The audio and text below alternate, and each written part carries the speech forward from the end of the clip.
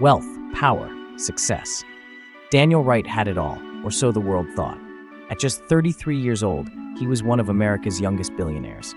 But inside, Daniel was restless, haunted by a void money couldn't fill. One cold night, while driving through the darker side of the city, Daniel's attention was caught by a chilling scene.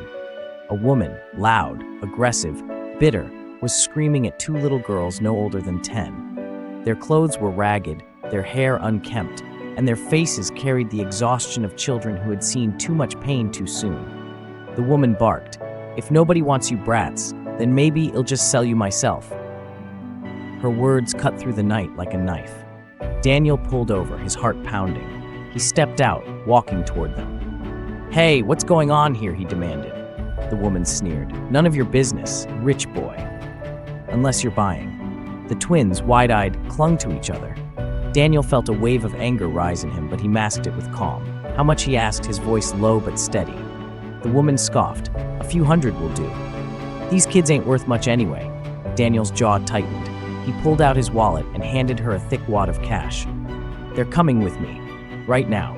The woman's eyes lit up with greed. She snatched the money and walked away without even a backward glance. The twins looked terrified, unsure if they were safer or in even more danger. Daniel crouched down to their level. "Don't worry. You're safe now. I promise."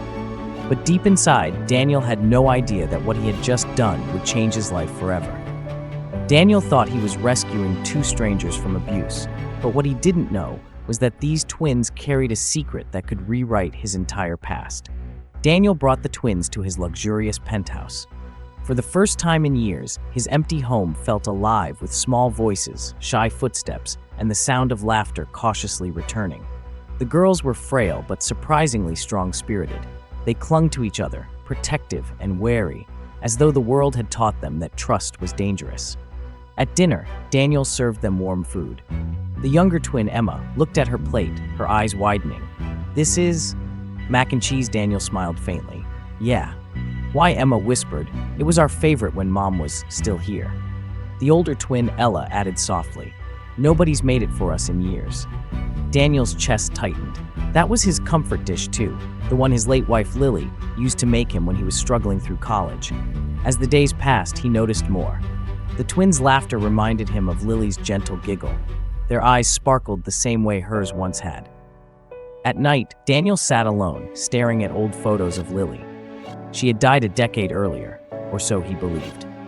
He whispered to himself, could it be? No, it's impossible. But the similarities were undeniable. The pain of his past clawed at him, memories of Lily's pregnancy, the tragic news that the babies hadn't survived.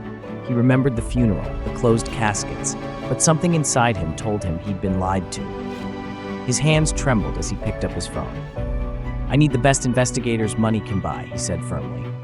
Daniel was about to dig into a past he thought was buried forever, but the truth he would uncover was darker and closer than he ever imagined. Weeks passed as Daniel's investigators dug deeper. Each day, the twins grew closer to him, unknowingly filling the hole in his heart. But behind Daniel's calm demeanor, a storm brewed. Late one night, his lead investigator arrived with a file. "Mr. Wright, I think you need to see this." Daniel opened the folder with trembling hands. What he saw nearly brought him to his knees. The so-called accident that had taken his newborns was staged. Medical reports were falsified. The caskets at the funeral had been empty. Daniel's voice cracked. Who would do this?" The investigator hesitated. "Your wife's sister, Margaret." Daniel froze. Margaret, the twins' stepmother, the same woman who had just sold them off on the street.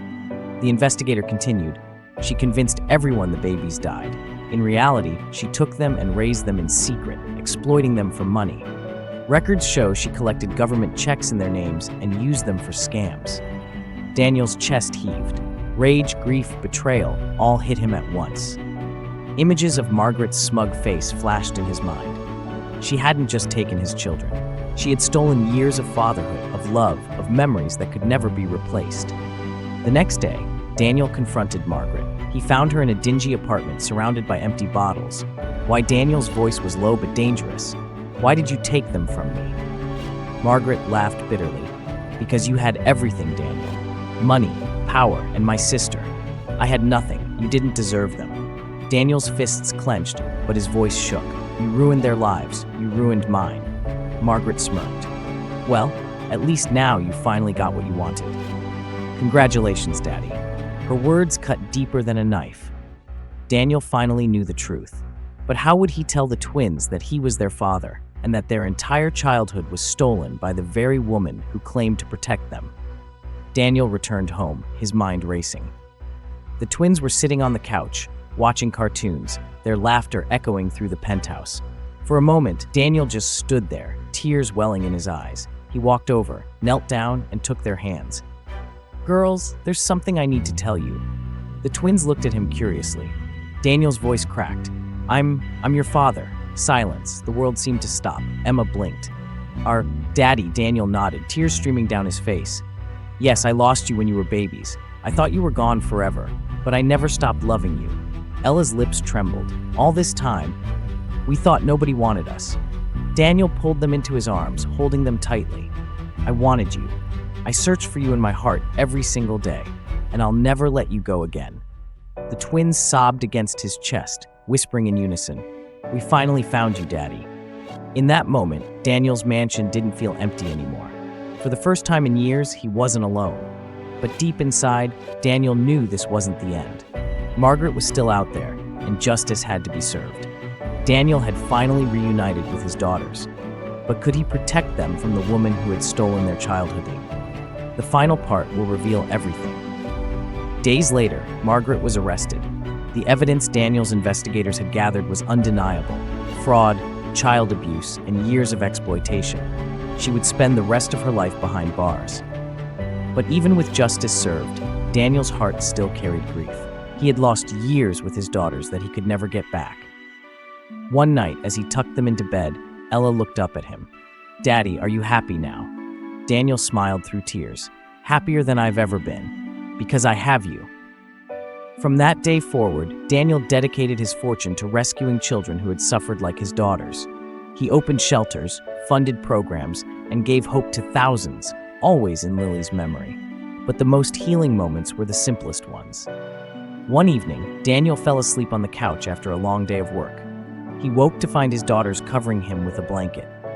Emma whispered, "Now you're not alone either." Daniel closed his eyes, overwhelmed with love. For the first time, his home wasn't filled with silence. It was filled with family. And so Daniel Wright, the billionaire who once thought he had everything, learned that true wealth doesn't lie in fortune or success. True wealth lies in family, in love, and in never giving up on those we hold dear. Moral of this story: no amount of money can replace the time we lose with the people we love. But redemption begins when we choose love over pride and family over fortune. This story shows us that money can't replace the people we love. True wealth lies in family, in love, and in second chances. If this touched your heart, don't forget to like this video, subscribe for more powerful stories, and share it with someone who needs to hear this message today.